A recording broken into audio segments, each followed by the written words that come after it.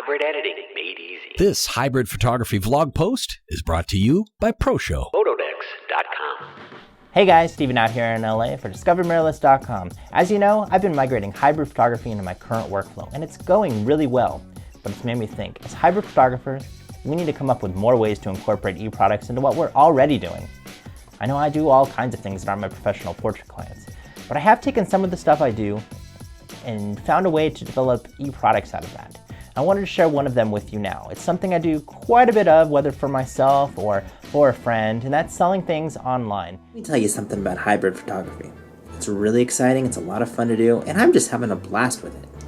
But anytime I'm shooting something new, I find a way to make an e-product out of that. Now what I'll usually do is I'll take a nice product shot, light the item really well, and make it so, that person going on that Craigslist post, that eBay listing, wants to take a second look. And they go, that thing looks really nice. I want to own that.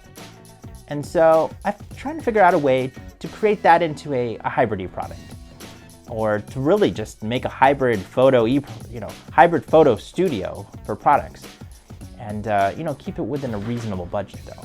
So using some of the stuff that's already on Discover Mirrorless as a base to go off of. I know Will has a really nice video on the Omicron product that he made for a trade show, and it's pretty advanced and it looks really nice. So I figure, how can I recreate that and make it simple so you can recreate that too? So let me show you what I've done and the things I've gotten to keep within the budget and make it work really nice. All right, so I'm going to show you the materials you're going to need to make a hybrid eProduct studio. And first thing up is going to be foam board. This stuff is very versatile. You can get it at an arts and crafts store or at an office supply store like Staples, Office Depot has it. I've even found it at the 99-cent store sometimes. So it's pretty inexpensive. What I'm gonna do is I got two pieces taped together, and it's gonna make a nice little 90-degree edge. So it kind of stands up on its own. You can use one side for the backdrop and one side as even a fill light if you're lighting it from one side. So that's what we're going to be doing today. Next thing is this Lazy Susan. I got this at Bed Bath & Beyond, and it costs about $12, but they have different prices and different sizes. So this one is a double layer, double decker one that I like because I can turn a product from the bottom without having to get my hand in the way. But also, they have even an 18-inch one, which is like the size of a pizza. So that's pretty big, and you can put a lot on there to spin it around for a product. But I wanted to keep it pretty small. So I'm gonna use this plate right here because it has a little lipped edge that goes down, and I'm gonna put it upside down in there. That's gonna give me a nice little base. It's kind of evened. And I have this little doily, tablecloth style thing. And I'm gonna go ahead and place that on top. It's kind of a white tone, so I think it'll work really well with this white backdrop. Next thing you're gonna need is your camera, of course. I'm gonna be using my GF3 here. And I got this little tripod from Wal-Mart, I think. I think it was like $15, but it was quite a few years ago that I bought it. So, as photographers, we usually have a lot of gear laying around, little tripods, bigger tripods, and just find something that works. But also they have this little GorillaPod style thing. This is from Targus, I think, not an actual GorillaPod, and it costs about $22 or so. You can get that at Target. So the next thing you're gonna need is some kind of light. I'm using the Manfrotto 84 LED light. It's a really cool product, and it works really well, and it's very adjustable in the output of the LEDs, but it's a little pricey. It's about $200 or so, and it's a little bit much for some people's budget. But on Amazon there is, I believe it's called the CP160, and it's a pretty inexpensive LED light. It's actually a little bit brighter than the Manfrotto, and it's a little widespread output. But it's not as good color quality coming out of it, so you really have to get a good white balance when you're using that one. Another thing you could do though is use window light.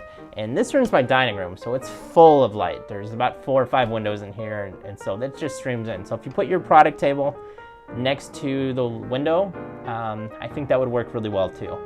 You just may want to put some kind of scrim in front of it, a reflector, something like that. So I'm gonna go ahead and we'll be setting this up over here, and it's going to be our light source for shooting this.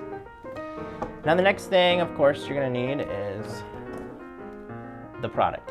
This is my Canon T2i Rebel, and I'm finally going to let it go. I'm going to sell it. Since I got my G5, I haven't even used this thing, so that's how much I love the Micro Four Thirds and mirrorless cameras. I'm going to go ahead and set that up here. And why don't we take the camera over here so you can see what I'm doing. Okay, so we're over here now. I'm going to turn the light on and light up our product. And it's gonna have a pretty cool little look.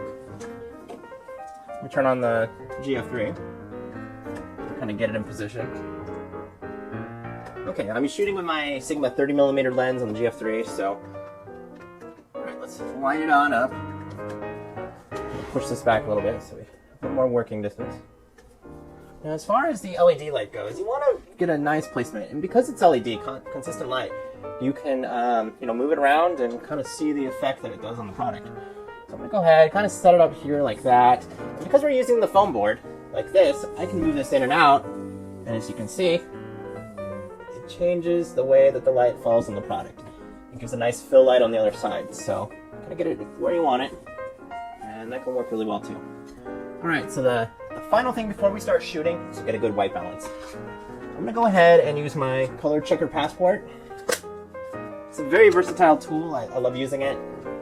And I'm just going to stick it in here. I'm going to get my white balance. I want to get it right where the product is, so we can see the same light that the product is seeing.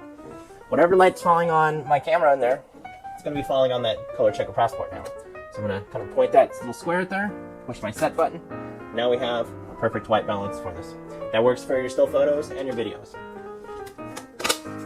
Color checker passport is a little pricey at about $100, so with that said, there are some alternatives.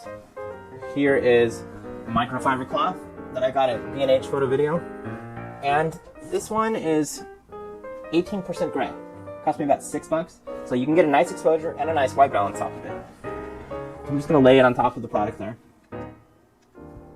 Change to my white balance custom set 2, and go ahead and shoot it. So it's not as accurate as the color checker passport, but for $6, it's a pretty good bargain. So it's a nice alternative. You can see what I'm seeing. I'm gonna take a couple of still photos. Okay, so we got a nice still photo we can use for this, selling on Craigslist or eBay. Now I'm gonna go ahead and push the red button, start recording. Okay, now here comes the hybrid part of it. You start moving this. I'm gonna reach back here, grab it, and move it around. Try and keep it as smooth as possible, but you may have to stop in the middle there because you run out of room. So I just stopped. I'm gonna do that. In post, in my editor, I'm gonna go in there and I'll splice it in where it stops and starts again. That way it looks more smooth and fluid. Alright, so that's the gist of doing a hybrid product studio. Let's head it over to the computer. I'll show you how I throw it together real quick, and we can see what the final product looks like. All right, so we're over here in the computer now, and we're going to put this together real quick. I've decided to use Final Cut Pro X for this particular product. And the reason why is because when I want to do something simple like this eProduct, all I need is some nice little text and some nice little music, which Final Cut Pro X has built in. So, that saves me time, and I can just plop it in real quick and make it work. Let's head on over there. Okay, so this is a version of the eProduct that I recorded earlier on my G5. So I'll go ahead and use this one as my first one. I'm going to go ahead and drop it in the timeline. Okay, so the next thing, I think I'm going to put this lens picture in here. So let's go ahead and drop that in there. And now the final one will be this version with the 3 things together. So let's go ahead and do that. Now, when I did this one, I actually didn't go all the way around. I just went back and forth because I thought the back side was just kind of boring, and it took a long time to get the entire product turned around. So for this one, I did it the same direction. So I think what I'm going to do is reverse the direction on that. So I'm going to go ahead and click, go up to Modify, Retime, and do Reverse Clip. And now it's going to turn the other way instead of the same way as the other stuff. I think that's pretty cool. Okay, so next I want to throw in a couple of transitions. Let's go on our transition menu here, and we're going to pick the swap one. I think that works really well between the 3 different sides here. I'm going to go ahead and create a transition because there's not enough material on either side of these. Okay, there we go. So it's just reduced a little bit from each one and makes a swap. Now this one I'm going to make it swap left, so it goes the opposite direction. The next thing I want to do is we're going to have to put in some dissolves. I'm going to click on dissolves, it'll be cross dissolves, and we'll dissolve it up on either end. So it comes in and then fades out. Very simple. Make sure it plays correctly. Okay, now the final thing that I'm going to do is put in some text. Now I made a version of this already, so I'm going to go back over here to my first one I made, and I'm just going to copy the text over to save time for this blog post. Now I've chosen to use a blur type, so go ahead and paste that in here.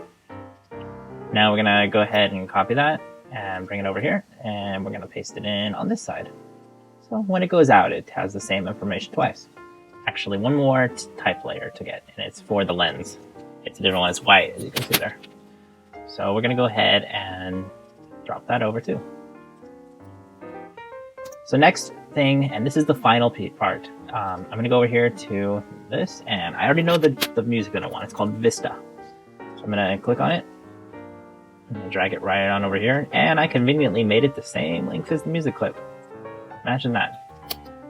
Okay, there it is.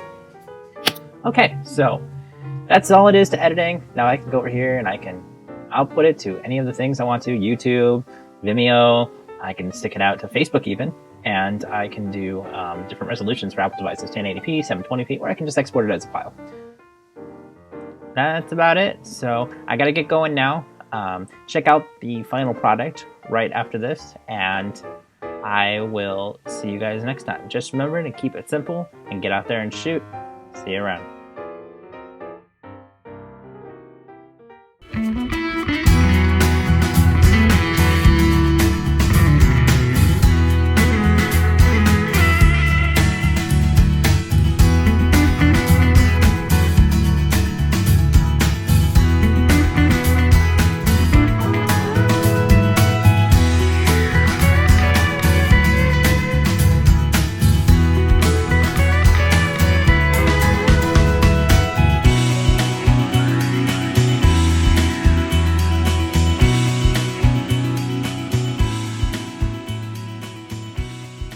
Hybrid editing made easy. This hybrid photography vlog post is brought to you by ProShow. Photodex.com.